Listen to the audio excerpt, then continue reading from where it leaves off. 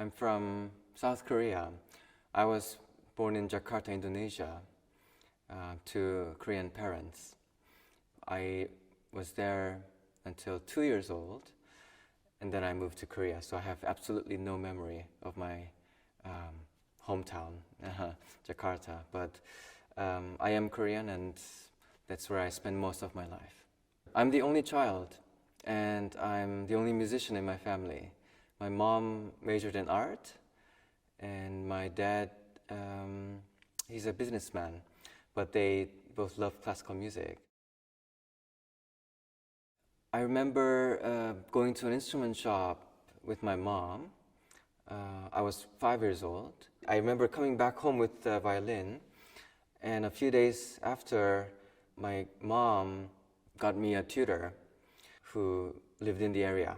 She was about 23, 24 years old, I think, and I found her very pretty. So I would practice hard to impress her whenever she came home to give lessons for me. It was, I think, a great motivation for me to work hard on the instrument.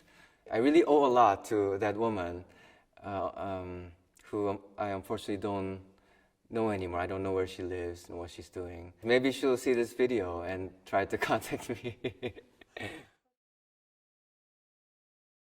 So when I was 11 years old, I went to a music festival in Japan, and there I met Namyoon Kim, a violin teacher, and I started having lessons with her.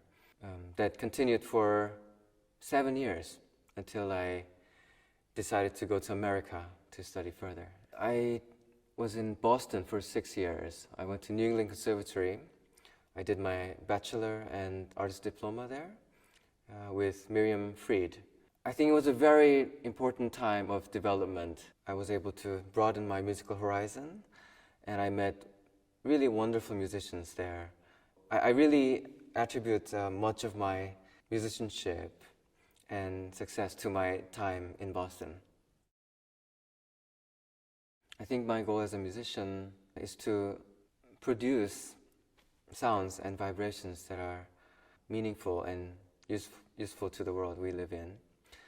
I would love to meet long-term musical partners with whom I can share musical ideas and musical taste and so on. And in that respect, I am very happy to be in Kronberg because I feel like we are all connecting on a deeper level.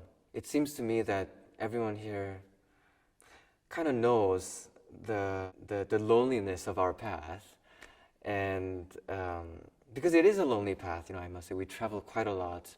We spend most of our time practicing alone. I feel very comforted being here. I feel understood and supported. I think I developed deep affection towards this place and the people who are here. So I'm very happy to be here. Having a masterclass with Midori, a violinist, and in the masterclass, she asked me to pick one person in the audience and just play for that person.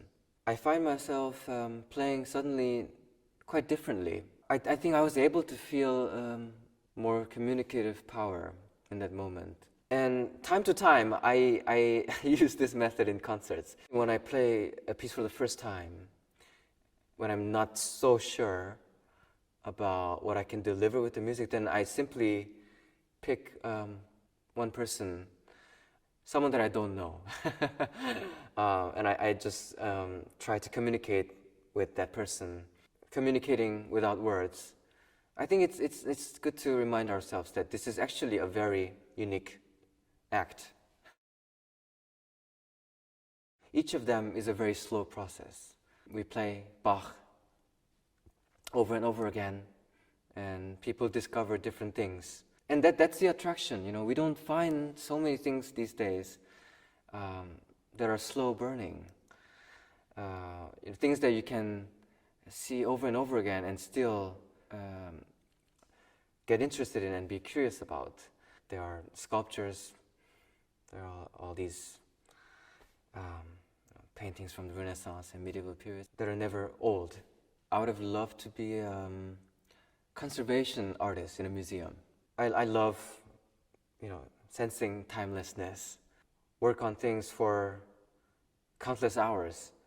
You have to be extremely patient. It's the same in, Mozart's slow movement, or in, let's say restoring Rothko's painting. It can make you cry. It can make you laugh. It can bring people together. It can heal you. It can heal your disease even. And we don't really know how. And I think that's the beautiful part. We often have tears listening to music, whatever music that is. And we don't really know why. I want to believe that every sound we make will be stored somewhere in the universe. It's a very romantic thought, but it's also a very scientific thought, because I think according to Newton, no energy can be disappeared or gone. I think music is, whether you know it or not, doing a lot of things for the betterment of the world.